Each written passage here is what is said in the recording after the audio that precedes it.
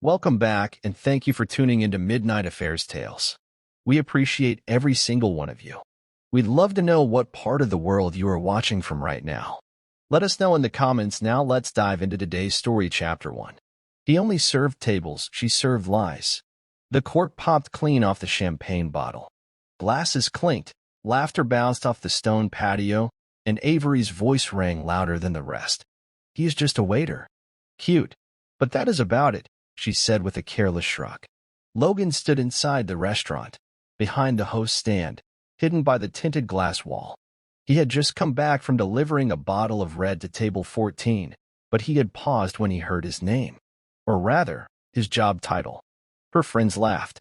Real, mean laughter. The kind that slices. Logan did not flinch. He just watched. Memorized the scene. The way she rolled her eyes when one of her friends asked if she was still married. The way she waved off their questions like she was embarrassed to say yes. He stepped back into the kitchen, his face neutral. Inside, a fire had lit that would not go out. The irony? He co-owned the place. Not just this restaurant, but 2 more under construction. His name was not public. He had designed it that way. Let his partner take the spotlight, while he watched and learned and waited. Avery had no idea. That night, after hours, Logan pulled out her tablet. She had left it unlocked before. She was careless when she thought she was smarter. He found a message thread. A name. Trent. Real estate king. The messages were not business-related. Logan did not get angry. Not visibly. He took screenshots. Sent them to himself. Then he cleaned the screen, placed it back, and made her coffee like nothing had changed. But everything had. Was it worse to be betrayed or underestimated? Wait, if this story gave you chills or made you think twice about trust, don't just scroll away. Hit that like button to support the channel, and subscribe if you never want to miss another jaw-dropping tale. We drop new stories every week that'll leave you speechless. Join the family, because here, every story hits different. Now, let's dive back into the story. It was brunch again. Avery wore her peach-wrapped dress and expensive sunglasses even though it was cloudy. She smiled like someone who had won. Her friends laughed loudly about some spa day gossip, but Logan, from behind the espresso bar, caught fragments. And she still thinks he owns a business? Girl, please. They were not talking about him. Not directly, but close enough. Logan pulled a perfect shot of espresso and slid the cup to a waiter with a nod. Then he looked across the floor. Every table was full. Reservations were backed up 3 weeks. And Avery? She had no idea who made that happen. At home that night, she smiled like nothing had happened. Can we go to Cabo next month? Trent said the villa's amazing. He did not answer. Just looked up from his laptop and asked Trent. She blinked too long.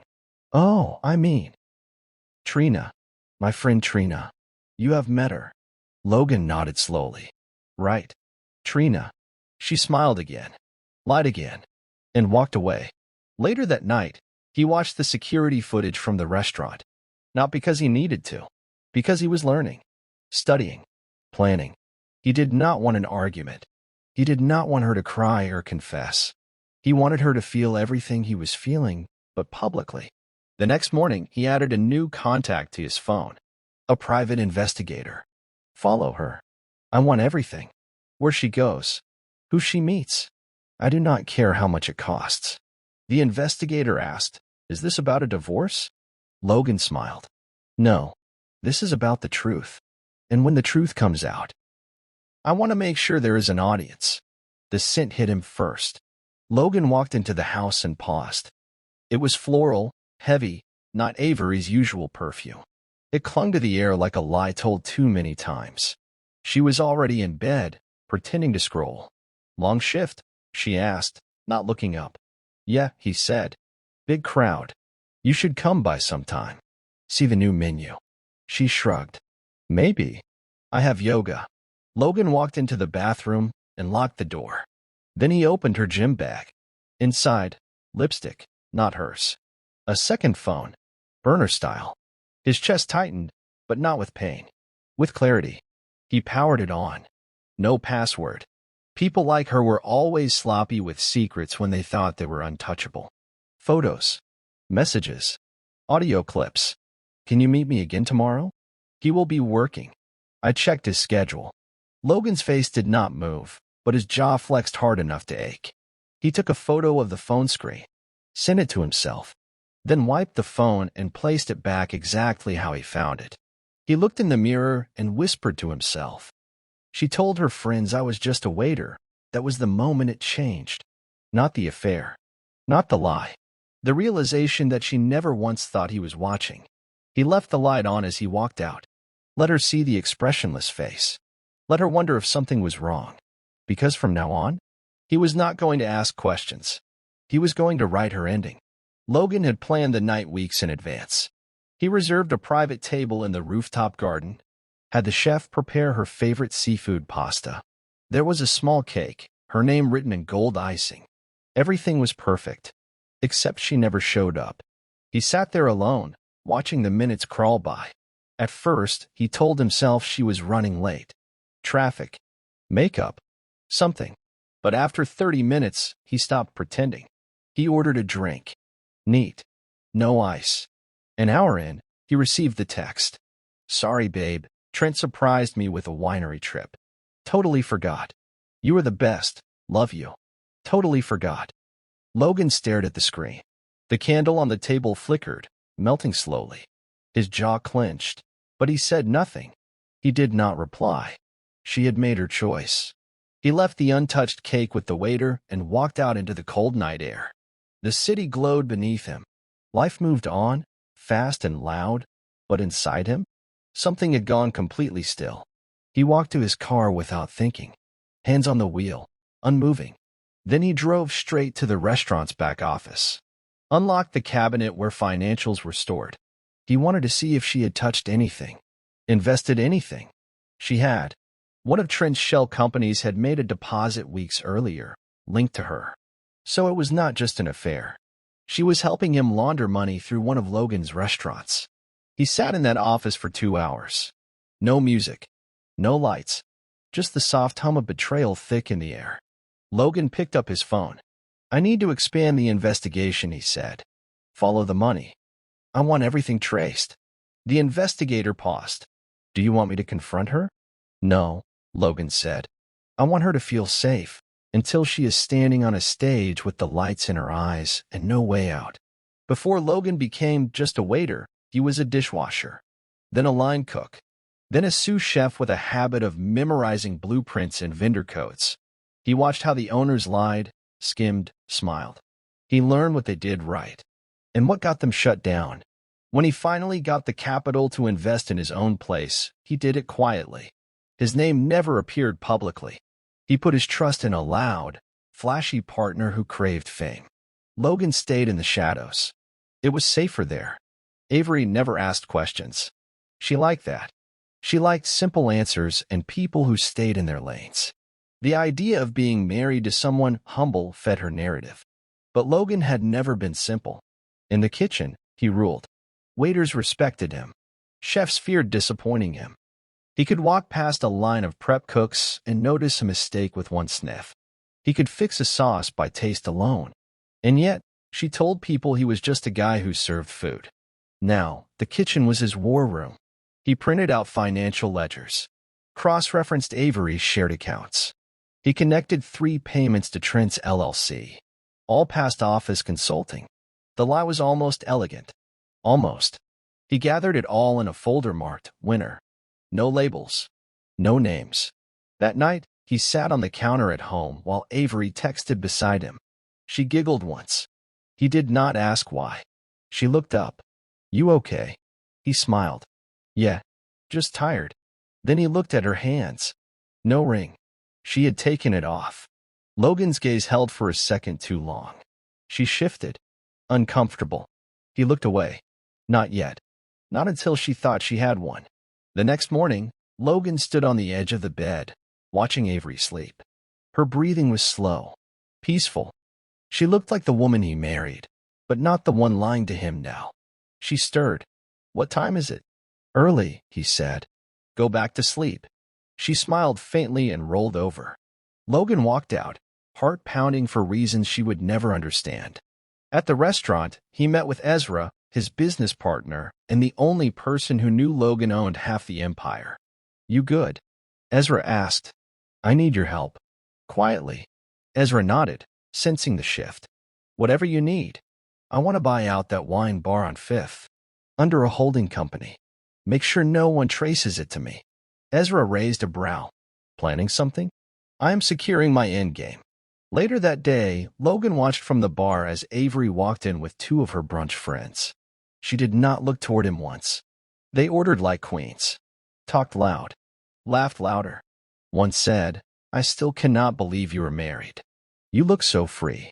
Avery smiled like a villain in a drama. "Well, he stays out of the way." Logan poured a glass of wine.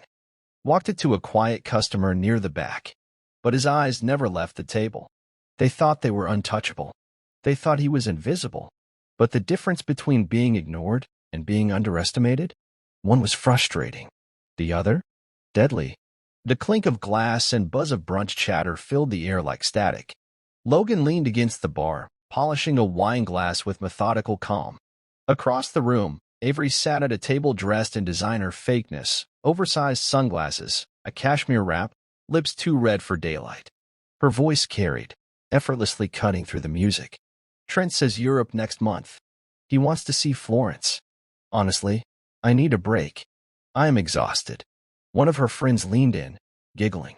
"You live like a CEO. What does Logan think?" Avery lifted her mimosa and sipped, then laughed softly. "He is just happy when the bills are paid. You know how it is. Simple man. Simple needs." Logan turned his back slowly and set the glass down. His hand gripped the counter, knuckles white. Simple. He moved through the kitchen, unnoticed, and slipped into his office. He clicked open the folder labeled Trent_Harbor LLC and added a new file, a photo. Avery and Trent at a private club, arms locked, unaware they were being watched. Taken 2 nights ago. There was a knock. Ezra stepped in. "You good?" Logan nodded. "We are going to pull a quiet audit on all suppliers linked to Harbor. I want every payment tracked, every invoice." Ezra frowned. "You think she is funneling money through here?" Logan exhaled, slow. "I do not think anymore." "I know." Ezra looked at him, paused. "You are going to blow this up." Logan's voice was ice. "No. I am going to let them build it taller. Then I am going to watch it fall." Trent Harbor looked like he had stepped out of a luxury car commercial. White teeth, tan skin, jacket tied on his biceps like it was tailored to seduce. Logan watched from across the dining room as Trent laughed too loudly at something Avery whispered. They were seated at a VIP table. Logan had arranged it himself. "Send them a bottle of the 2012 cab," he told the sommelier. "Compliments of the house." Trent raised his glass toward the bar when it arrived. Logan nodded once. A quiet acknowledgement. He wanted Trent to remember his face.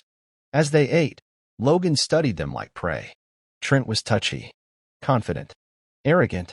He talked with his hands and checked his watch too often. Avery leaned in too close. She was not pretending to be discreet anymore. Ezra approached with a notepad. "You really want to feed this guy?" "I want him full and drunk," Logan said. "People get sloppy when they feel important."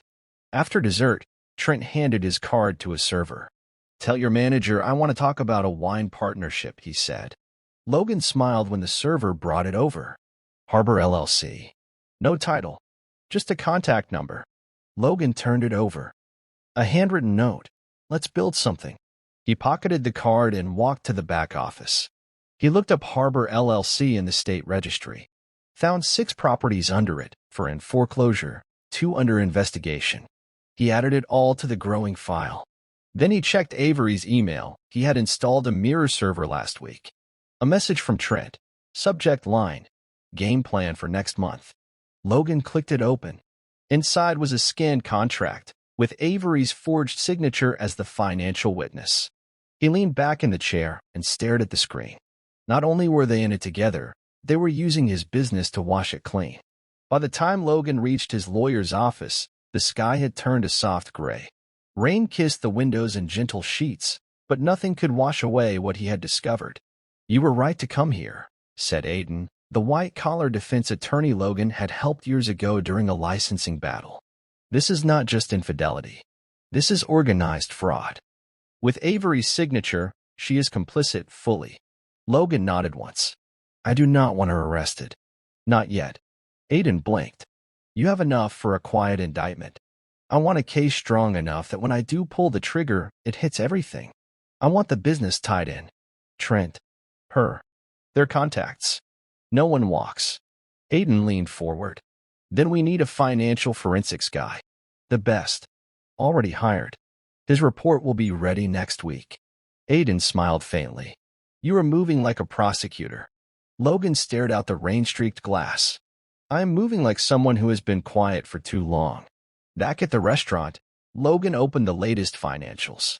He flagged 3 transfers made from a shared account. Avery had access to, each one disguised as consulting services. The recipient? One of Harbor LLC's ghost vendors. Logan traced it further. The ghost vendor shared a P.O. box with a second company under a different name, one that Avery had co-signed last fall. He printed it all, added it to the winter folder. Then he went home, placed the folder in a locked drawer, and sat across from Avery as she flipped through a travel magazine. You ever been to Florence? She asked. He looked up from his drink. No, but I hear people find what they deserve there. She laughed. That is dark. Logan smiled softly. Not always. The gala was for charity, officially. Unofficially, it was the kind of event where people made deals over martinis and promised donations with fake smiles. The restaurant had donated the venue. Avery had insisted they attend together for optics. Logan had said yes. He stood in a tailored black suit, hands in his pockets, watching Avery charm the photographers. She laughed with her eyes closed, tilted her head just so, like she had rehearsed it 100 times. Trent arrived 20 minutes late, walking in like he owned the air. He greeted Avery with a soft touch to the small of her back. Too casual, too confident. She did not flinch. Logan watched every movement. Mr. Hale? A young reporter asked, approaching him. Logan turned. Yes.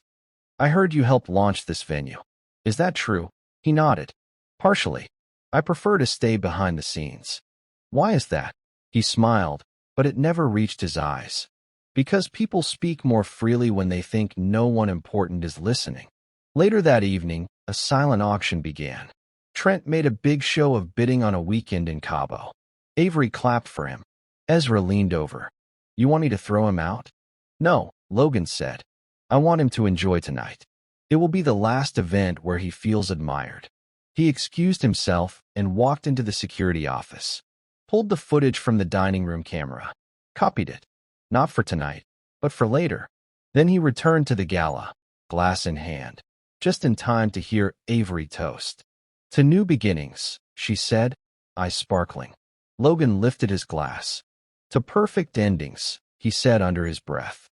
Monday morning started with silence. Not anger, not sadness. Silence. The kind that speaks louder than screams. Logan sat in the back office with the blinds drawn. A spreadsheet glowed on the monitor, names, transaction IDs, wire transfers, timestamps. Every move Avery and Trent had made over the last 6 months laid out like a confession. Ezra stood by the door, arms crossed. You are going to bury them. No, Logan said. They already buried themselves. I am just holding up the mirror. His private investigator sent a new file, photos of Avery entering a bank in Westlake, meeting a man in a dark car, handing off an envelope. Logan clicked on the bank's name, one of Harbor LLC's laundering fronts. He opened a secured folder and uploaded it all. Evidence, cold and perfect. Later that afternoon, he sat at table 3, the one closest to the window. The same one Avery and her friends liked to sit at. A new couple was seated there now, laughing, sharing a bottle of red. Logan watched them quietly. He was not angry at love. He was angry at how easily people used it like a costume. His phone buzzed. Avery, dinner tonight? Just us? He stared at the message for a long moment. Then typed, sure. 7 o'clock, my office. When she arrived, dressed in silk and guiltless charm, he was already waiting. Something wrong? She asked, trying to smile. He handed her a folder. She opened it. Her expression did not change, Too trained. What is this? The part of your life you forgot I could access. She flipped through the papers. A wire transfer. A fake invoice. Her own signature. You have been following me? She asked. No, Logan said. I have been protecting myself from someone who stopped pretending to care. Avery looked up, jaw tight. You are overreacting. Logan's voice was calm. No, I am just done underreacting. Avery did not leave right away. She closed the folder, set it on the table, and crossed her legs like she was in a negotiation. Logan, let us be adults. You are hurt. I get it. But this is just messy. Do you really want to burn everything down? Logan studied her face. It was smooth, practiced, not a hint of panic. I am not burning anything down, he said. You already lit the match. I am just stepping back and letting it happen. She stood. So what? You will expose us? Do you have any idea what that does to your name? Logan stood too, slowly. No one knows my name. That was the point. Avery's mask cracked for the first time. You think anyone will believe you? Trent has friends in city planning, investors, and I have federal documents. Logan cut in. Do you know what a RICO investigation is, Avery? She blinked. I do not think you do, he continued.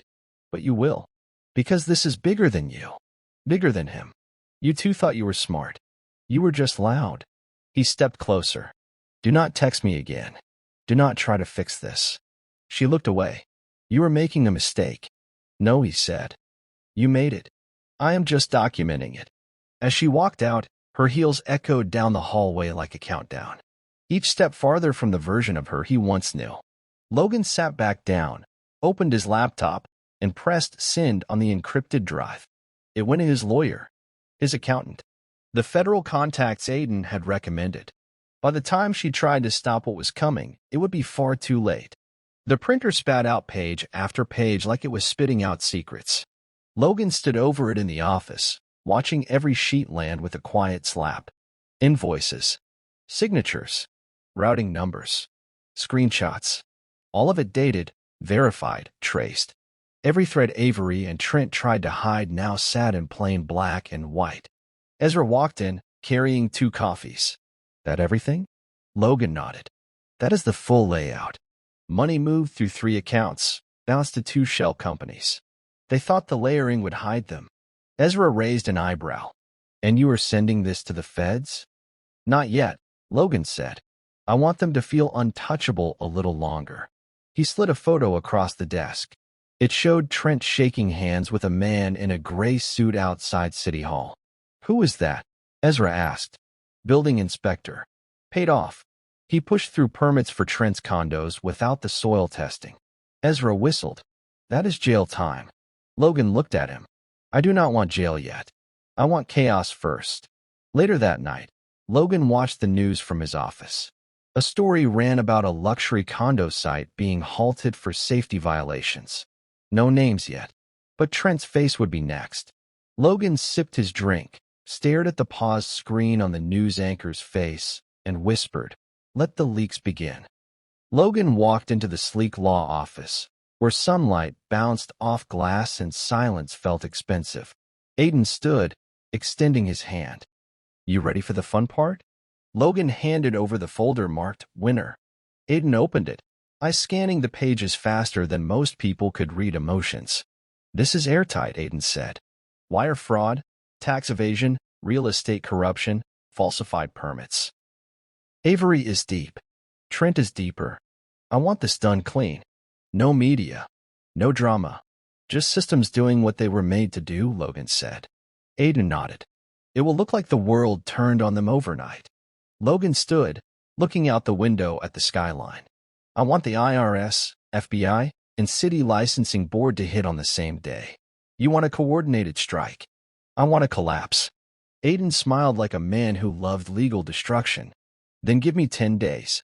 Logan turned to leave but stopped at the door. Also, keep my name out of everything. You sure? Logan glanced back. Ice cold. She told everyone I was just a waiter.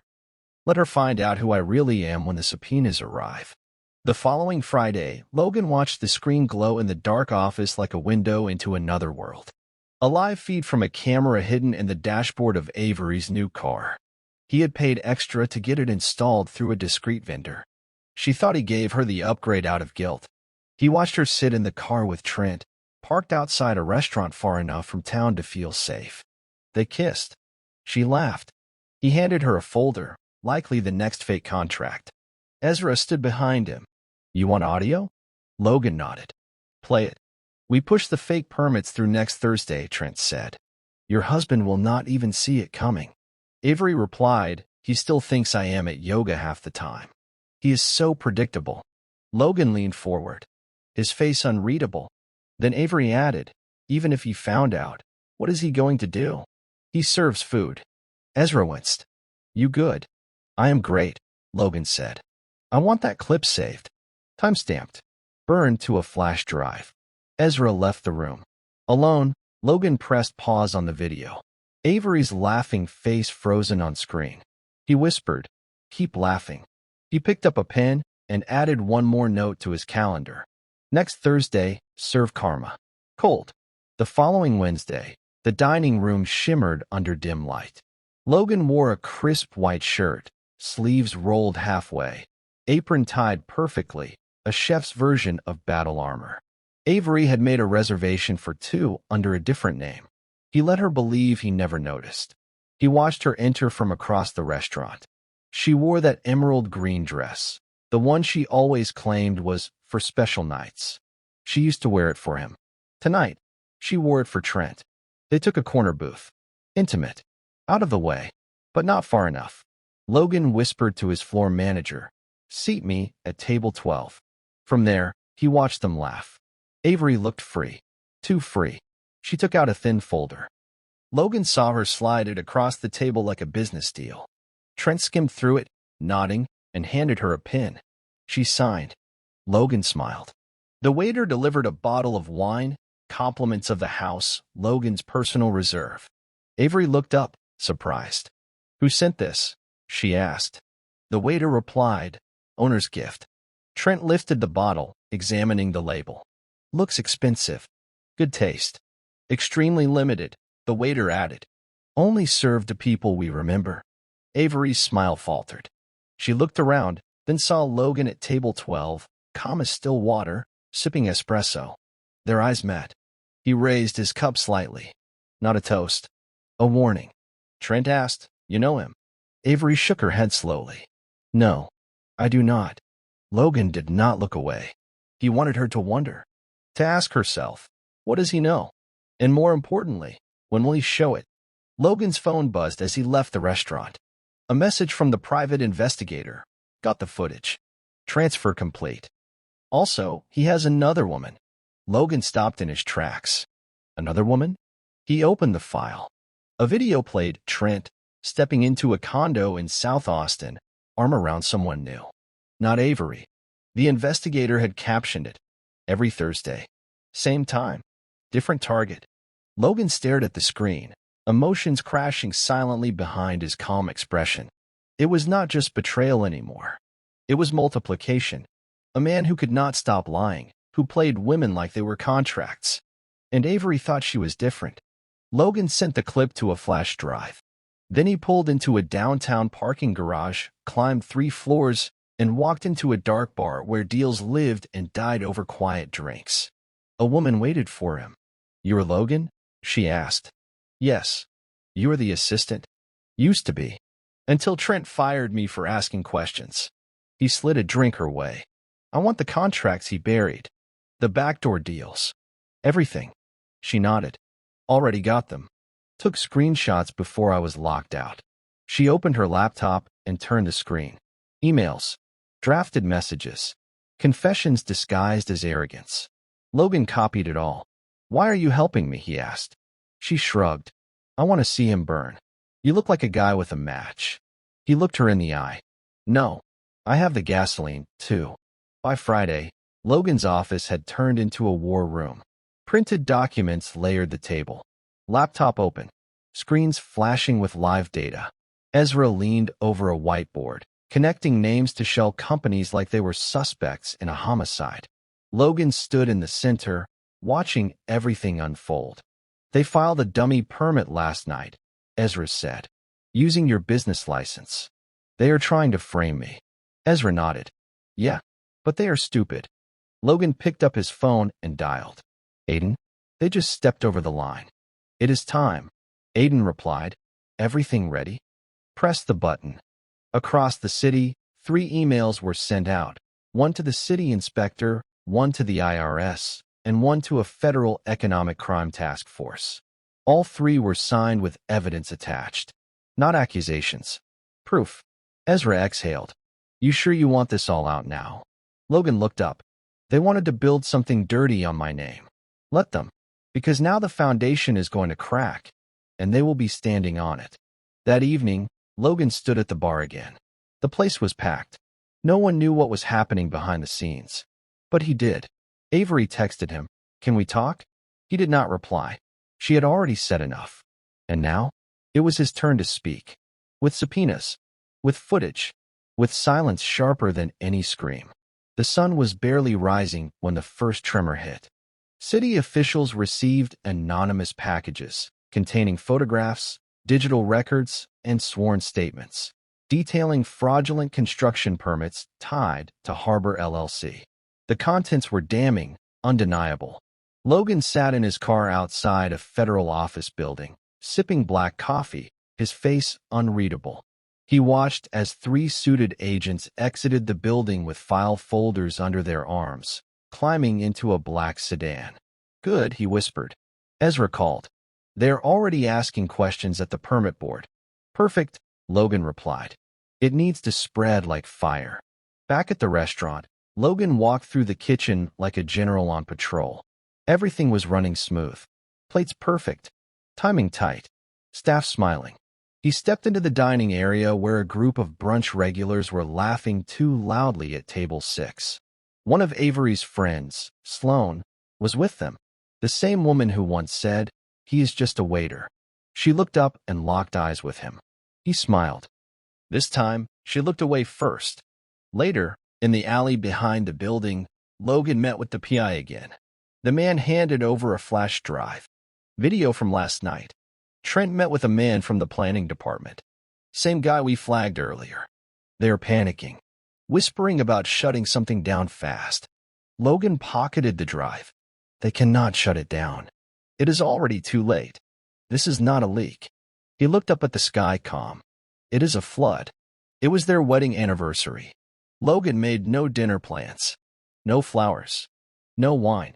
Instead, he sat at home, surrounded by legal documents, financial reports, and press drafts scheduled for release. The house was quiet. Too quiet. Every clock tick felt like a countdown. Avery walked in around 8, holding a gift bag. I know things have been tense, she said, but I wanted to make the effort. Logan looked at the bag. You got me something? She smiled. Yes. I thought it might help. A reset. He opened the bag.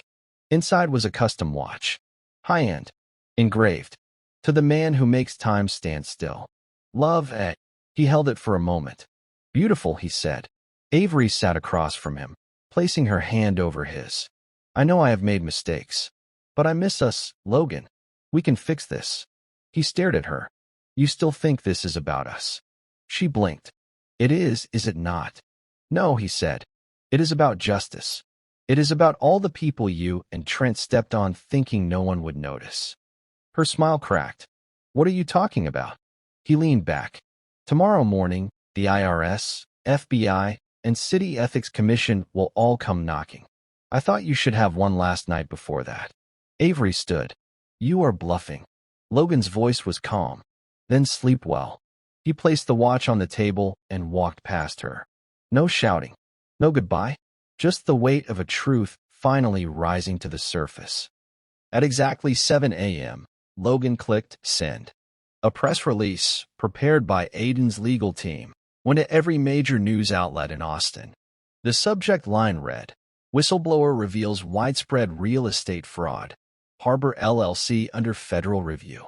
Simultaneously, encrypted evidence hit the inboxes of 3 federal agents, 2 city council members, and 1 relentless business reporter known for exposing corruption.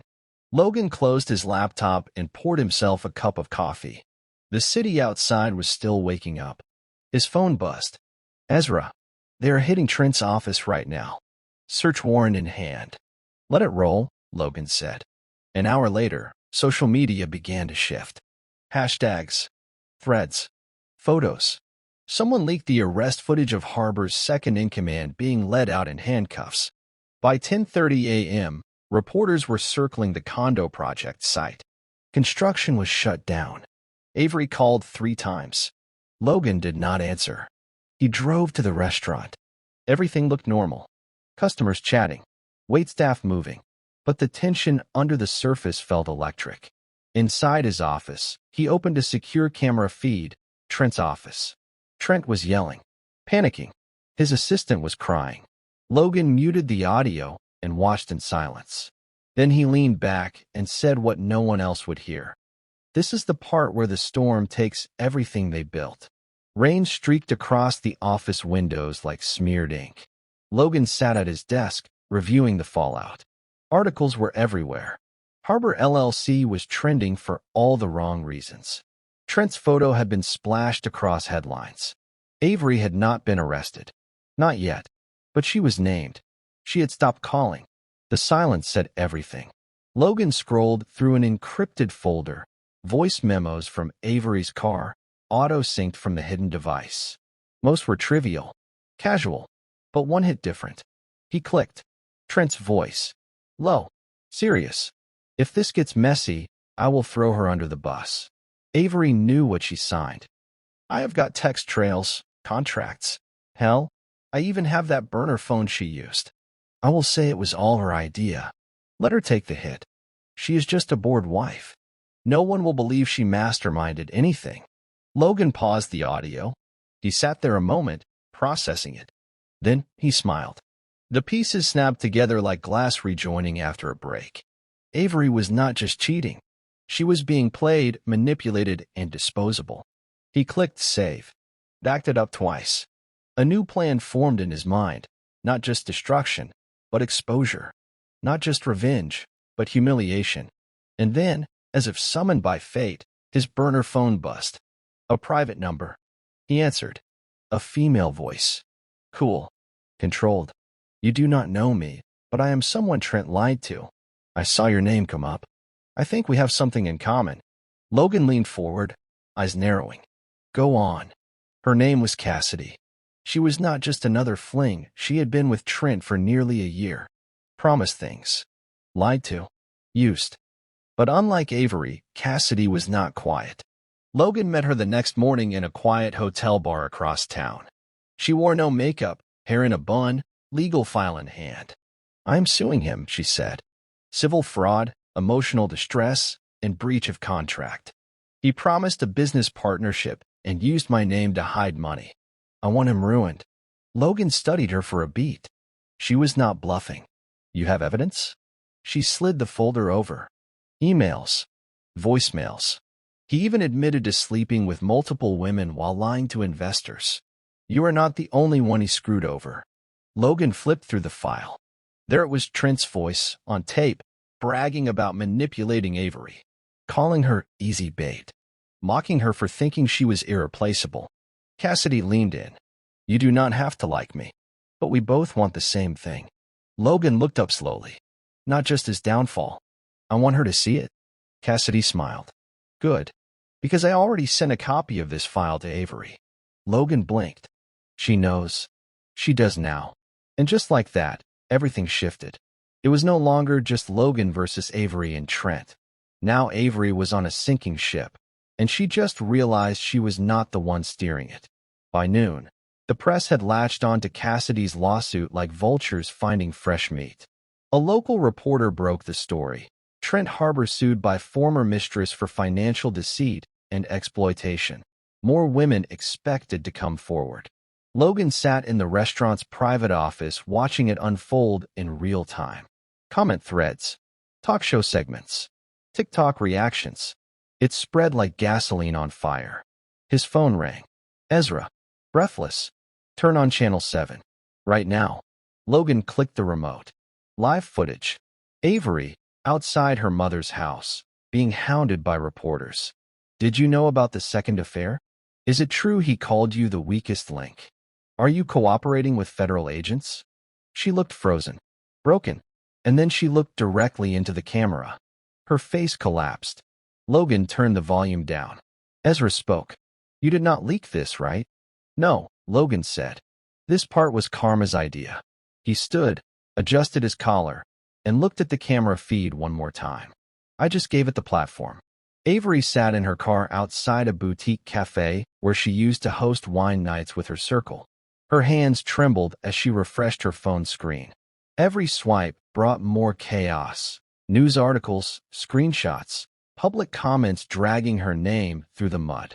She inhaled sharply, slapped her phone down on the seat, and stepped out. Inside, the cafe went silent when she entered. Two of her closest friends, Sloane and Tessa, were seated at a back table. They looked up, saw her, and immediately looked away. Avery walked over, ignoring the stares. Really, she said. You are not even going to ask how I am doing. Tessa shifted uncomfortably. Avery, we just do not want to be involved. You were involved? Avery snapped. Every brunch. Every time you called him a nobody. Every time you told me to upgrade. Sloane sipped her drink and spoke without meeting her eyes. You made your choices. Now they are just public. Avery stood there, silent. Her hands clenched, nails digging into her palm. Betrayed by the very people who once cheered her on. Outside, as she walked back to her car, a photographer snapped her photo. She turned, furious. Get that out of my face. But it was too late. That image, her mid-scream, raw and furious, would be all over by sunset. And Logan? He would not even need to touch the spotlight. Her own circle had already turned the lights on. 2 days later, Avery sat at her vanity in silence. Her phone lit up with a new notification. Bank alert, account access denied. She blinked, then checked the business card Trent had given her months ago, the one tied to their shared consulting account. She tried to log in. Account locked due to federal inquiry. She threw her phone across the room. It hit the mirror, cracking it slightly at the edge. From behind her, her mother called out, "Are you all right?" "No," Avery yelled. "I'm not all right." She grabbed her coat, car keys, and stormed out the door. At the bank, she demanded answers. But the manager only offered a sympathetic look. "There is a federal freeze on the account. We cannot release any funds until the investigation is resolved. My name is on it. That is why you are being reviewed." Avery stared at him. "This is a mistake. It has to be a mistake." Behind her, someone in line recognized her. Whispered, pointed. She turned and stormed out of the bank. Outside, the wind bit through her coat. It was April, but it felt like winter. Back at the restaurant, Logan sharpened a chef's knife with slow precision. Not because he needed to, just muscle memory. Focus. Discipline. Ezra approached. "Channel 4 wants a comment. Tell them I am unavailable. You are the hottest name in town, Logan." The silent partner finally revealed. Everyone wants the exclusive. Logan slid the knife back into place. "I am not here for fame. I am here for consequences." That evening, as the dinner service roared with activity, a man in a dark suit took a seat at the bar. Logan recognized him immediately, FBI liaison. Quiet. Efficient. Logan approached. "You want a table?" "No," the man said. "I just wanted to say, thank you. The evidence you provided filled in all the blanks. We would not have caught them without it." Logan nodded. "They caught themselves. I just took notes." The agent paused. "There is one thing I do not understand." "What is that?" "You never filed any civil action. You could have taken them for millions." Logan looked around the restaurant. Every table full. Every plate perfect. Staff moving like clockwork. "I did not want money," he said. "I wanted them to see what happens when you disrespect the wrong man." The agent offered a quiet smile. "Well, message received." Logan watched him leave, then turned his attention back to the floor. Tonight's service was smooth. No missed orders. No complaints. No lies. Just heat, precision, and silence. The kind that comes after the storm, when the sky clears, and people finally realize who is really in charge. Trent Harbor sat behind his desk, sleeves rolled up, a lawyer on each side of him, and a federal agent directly across. The glass office that once showcased his dominance now felt like a box closing in. "I am telling you, this is retaliation," Trent barked. "Fabricated documents. You are being played." The agent placed a file on the desk, opened it slowly. "Then explain this wire. From your company. To a shelf firm under Cassidy Monroe's name. Same firm that funded the illegal permitting." Trent hesitated. The agent continued. "We also have emails. Audio clips. Contracts co-signed by your associate, Avery Hale." Trent clenched his jaw. "I was advised." "No one advised you to commit fraud," the agent interrupted. His lawyer leaned in. "We will not be speaking further without immunity terms in writing." The agent closed the file. "That is smart. Because the other people involved? They are flipping. Fast." The room went quiet. In another building, Logan watched the press coverage on a muted TV screen. Trent's face. Headlines screaming, "Luxury developer under federal investigation for fraud, misuse of funds." The ticker at the bottom rolled. Co-conspirator Avery Hale also under review. Logan took a bite of his lunch and whispered, "Welcome to the main course." Avery stayed inside for 3 days straight. The curtains never moved. The lights stayed low. Her phone rang endlessly. Lawyers, journalists, old friends who were not friends anymore. She stared at the screen, reading every headline. Harbor's mistress flipped. Luxury wife, dirty hands. The waiter who was never just a waiter. That one stung the most. She turned off her phone. Her mother knocked gently. "You need to eat." Avery said nothing. Inside her head, the silence was deafening. The life she curated, designer brunches, social status, strategic lies, it had collapsed in under a week. Trent would not return her calls.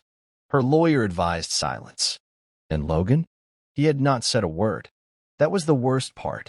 She pulled out her wedding photo, the one she kept hidden, even from herself.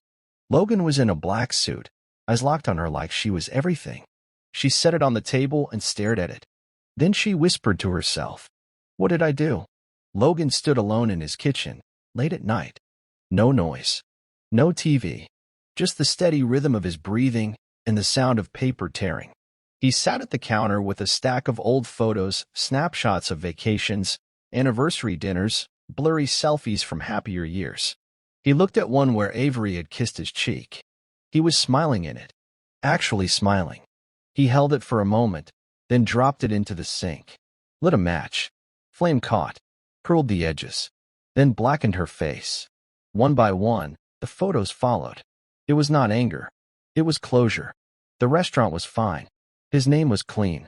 The world knew who had betrayed whom. But Logan still needed this. He still needed to let go of what she was, to fully become who he was now. When the last photo curled to ash, he washed it all down the drain. No words. No ceremony. Then he opened his laptop and checked the final event list. One more reveal. One more night. The restaurant launch, with every name, every critic, every face that had once looked down on him invited in. And her? She would show up. He knew she would. Because the one thing Avery hated more than guilt was being left behind. The gold-trimmed envelopes went out 3 days before launch. Each one was embossed with Logan's name. Logan Hale, executive partner, Midnight Room Hospitality. Beneath it, in smaller script, private grand reopening, invitation only. Avery received hers through her mother's mailbox. She stared at it for a long moment. Her fingers trembled slightly as she opened it. Inside was a single black card. A night for those who thought they knew who belonged. No RSVP required. No +1 listed. She read the address again. Logan's restaurant. The same one where she used to smirk as he worked the floor. She whispered aloud, "Why would he invite me?" Her mother watched from the hallway but said nothing. Avery set the card down and walked away, but her mind had already decided. She was going. She needed to see, to understand if this was revenge or redemption. The night of the reopening glowed with soft lights, camera flashes, and a velvet rope that wrapped around the block. Socialites. Critics, chefs, local politicians, all dressed to be seen. Logan stood at the host station, suit tailored, expression calm. He greeted every guest with the same line. Welcome. Thank you for being part of this. At exactly 8:42 p.m., Avery arrived. She wore black, subtle makeup, eyes searching for safety that no longer existed. Behind her, Trent stepped out of a car, grinning like a man still pretending he had not lost everything. Logan watched them enter. Ezra leaned in. Seriously? They showed up. Logan nodded once. Let them. They were seated at table 1, front and center. Everyone could see them, exactly where he wanted them. Waitstaff delivered champagne. Avery's fingers curled around the glass. Her eyes scanned the room. Too many familiar faces, too many stares. Trent leaned toward her. He will not do anything. Not in front of all these people. Logan stood silently at the bar, watching. Ezra whispered, Are we going now? Logan shook his head. Not yet. Let them relax. At 9:30 sharp, the lights dimmed. Conversations died. A massive projection screen lowered behind the chef's station. Gasps rose. A short film began. Artful black and white. Clips of food prepped. Staff smiling. Wine being poured. Then it changed. A voice clip played. Trent's voice. If this gets messy, I will throw her under the bus. She is just a bored wife. Easy bait. The room went dead silent. Footage followed. Security cam clips. Avery signing fake documents. Trent handing off envelopes. Photos. Audio. Timestamped. Verified. Avery's face turned white. Trent stood furious. Turn that off. He shouted at the projectionist. Nothing stopped. Another clip. Avery's voice, laughing. He still thinks I am at yoga half the time. He is so predictable. Gasps echoed again. Some guests turned in their seats. Trent grabbed Avery's arm. We need to leave. Now. Too late. Logan stepped onto the center of the floor, microphone in hand. He spoke calmly. Tonight was never about food. It was about truth. He looked directly at them. You called me just a waiter. But now? I own the table you were sitting at. Nobody moved. Every eye in the room was fixed on Logan, standing under a single spotlight, his expression stone solid. Trent was frozen, mouth open but wordless. Avery sat paralyzed, her hand still resting on her untouched glass. Logan's voice remained steady. You mocked what you did not understand. You gambled with names that were not yours to use. You built your lives on lies and signatures that did not belong to you. He paced slowly. I gave you time to come clean. I gave you room to stop. And still, you kept digging. He paused. Now, I am just the guy holding the mirror. Guests murmured softly. Phones recorded. The media, invited for a different kind of coverage, stayed glued to their tripods. Avery stood, finally. Logan, you cannot humiliate us like this. Logan turned to her. This is not humiliation. This is honesty. And you built it. Not me. Trent barked. This is defamation. We will sue. Logan smiled. Go ahead. Just know the footage is already with the Department of Justice. You are not walking out of this with threats. You are walking out with consequences. He stepped back. And you are free to leave. Just know, the doors only open one way tonight. The entire room stayed still as Trent and Avery pushed through the crowd, heads low. As they exited, a quiet applause began. Then it grew. Logan did not smile. He simply turned to the kitchen and said, Service may continue. The morning after the restaurant reveal, Logan sat in Aiden's downtown office, the city humming outside the window like background noise. Aiden placed a thick legal packet on the desk between them. Everything is in motion, he said. The lawsuits are going to move fast. Public fraud, forged contracts, tax evasion. They will not walk away from this clean. Logan nodded slowly. They are going to throw each other under the bus, Aiden added. That always happens when people like them lose power. I am counting on it, Logan replied. Aiden slid over another document. We can also file civilly, if you want. You would win. Financially. Logan stared at the page. Blank spaces waited for signatures.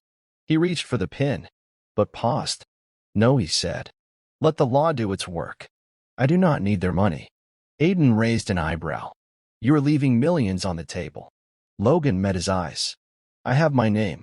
I have the truth. That is more valuable than anything they ever touched. Aiden leaned back, impressed. You sure you are not running for office? Logan gave a faint smile. No, just making space for clean beginnings.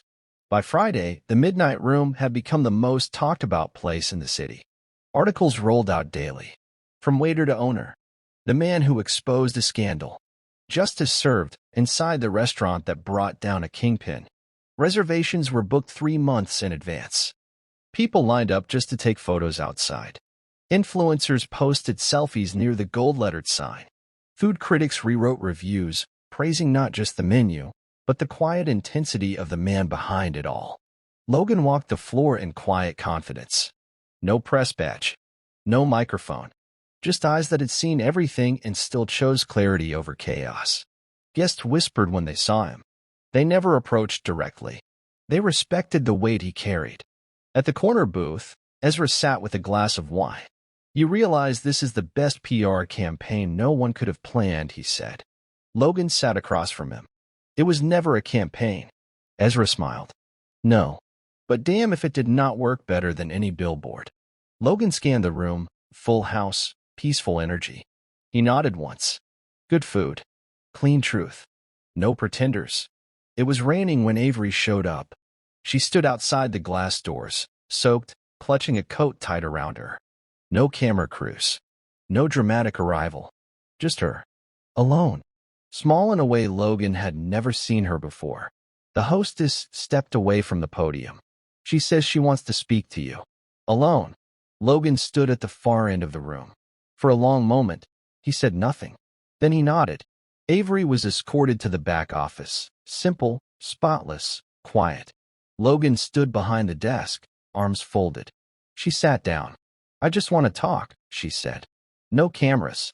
No shouting. Logan leaned back. You should have talked before signing the first lie. Her voice broke slightly. I did not know what I was becoming. But I did, he said. And I still let you wear the ring. Avery looked up, tears welling. I was wrong. I let people decide who I should be.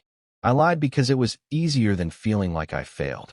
Logan was silent for a long moment. Then he stood, walked to the door. No one needs to hear your apology. They need to see your accountability.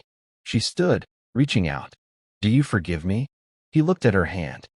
I moved past you the moment you looked down on me. Then he opened the door.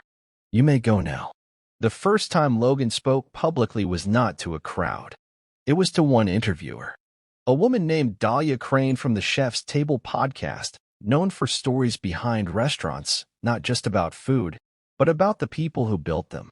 The episode was recorded at the restaurant, in a quiet corner of the dining room before opening. She pressed record and leaned in. People think they know your story now. The betrayal, the scandal, the revenge.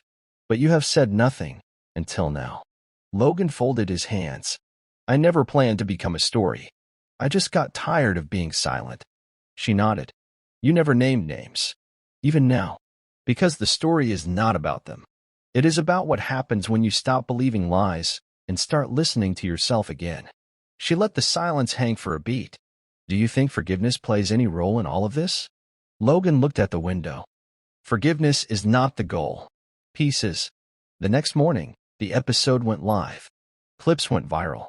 Quotes shared across every platform. He did not ruin them. He revealed them.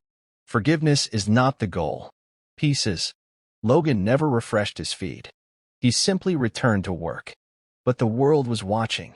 2 weeks passed quietly. No more headlines. No more lawyers knocking.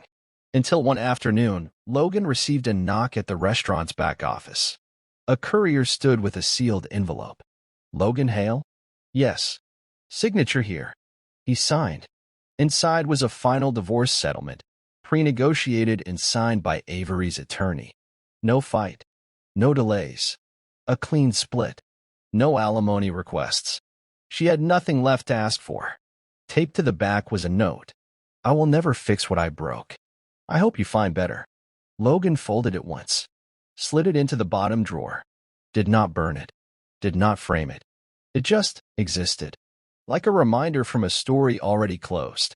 He turned back to his desk, made a reservation call, laughed with Ezra over a late lunch order. Business carried on. No drama, no final confrontation, just a quiet paper delivered late and signed with defeat. Trent's face had disappeared from the media for weeks until it returned. Bankruptcy court. His entire real estate empire collapsed. Lawsuits stacked like bricks. Investors suing for millions. Former clients accusing him of theft, lies, manipulation. A clip surfaced of him leaving court in a wrinkled blazer, avoiding cameras. A reporter shouted, "Any comment on the fallout?" Trent muttered something and got into a cheap rental car. Logan saw the footage later that night. Muted. He was sitting at the restaurant's bar after close, alone with Ezra and a bottle of bourbon. Ezra held up his glass. "You know, I thought he would crawl away faster. He built too much on too little," Logan replied. The fall was guaranteed. Ezra sipped.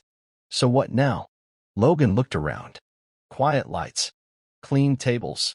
Staff laughing softly in the back kitchen. "Now? I build.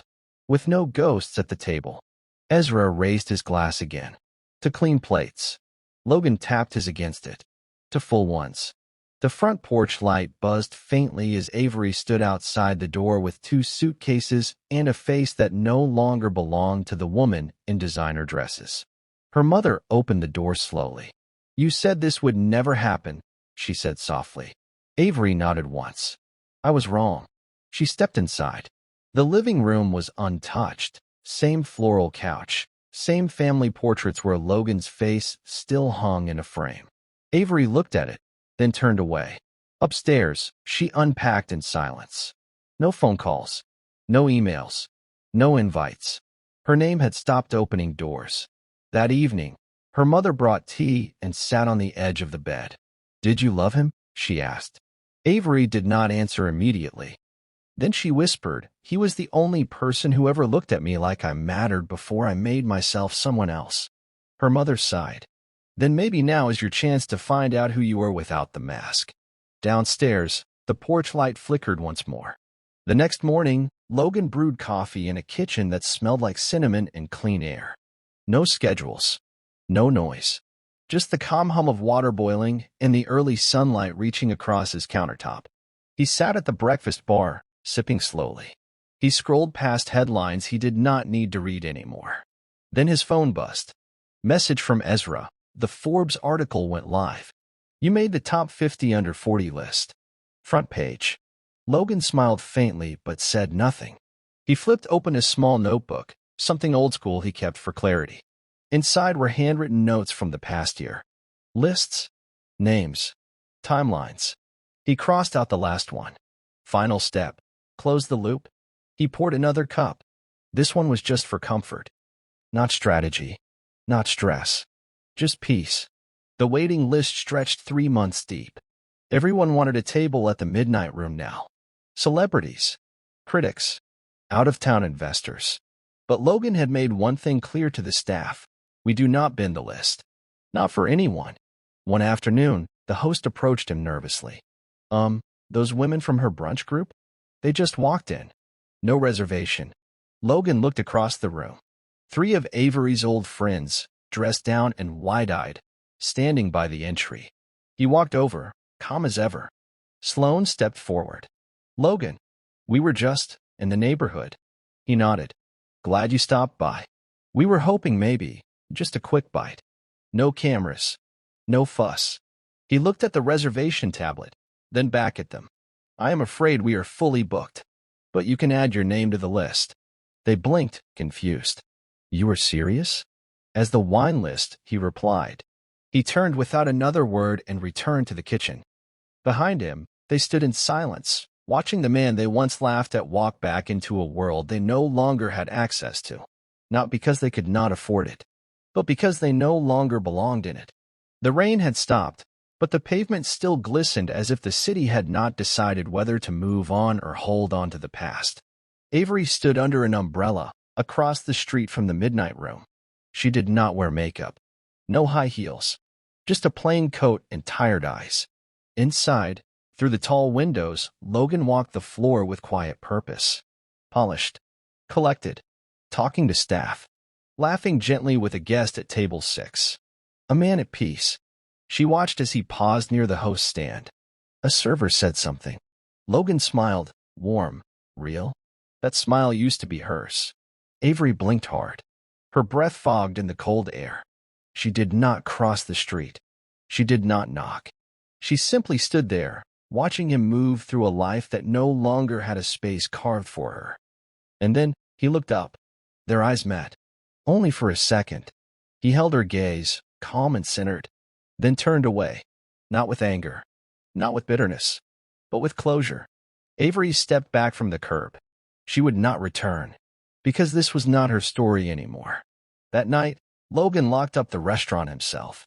He walked alone through the dining room, chairs stacked, candles extinguished, the last note of jazz still lingering faintly from the overhead speakers. He stopped near the center of the floor, took a breath, remembered everything. The betrayal, the lies, the humiliation, and the way he rebuilt, not with rage, but with precision. He had not raised his voice. He had not thrown punches. He had used truth.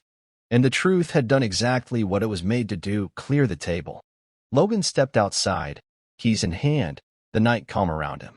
The city stretched beyond the streetlights, full of stories still unfolding. This one was finally complete. But as he turned to leave, he said something quietly to himself, something not for revenge, not for validation, but for growth. Sometimes the best revenge is becoming the person they can never reach again. And with that, he walked into the night. So, what did you feel in that last moment? What would you have done if you were in Logan's place? And tell me, where are you watching this from? Drop it in the comments. I want to know where this story found you. If you felt this one, hit that like button, tap subscribe, and turn on the bell, because next time, we are stepping into a whole new revenge story. And it is darker, sharper, and twice as unpredictable. Until then, take care of your peace, trust the quiet ones, and never, ever underestimate the person who listens more than they speak. This story gave us one powerful lesson. People who lose themselves trying to impress the world often forget the one person they were supposed to protect, their own reflection. See you in the next thriller. Take care. Stay sharp.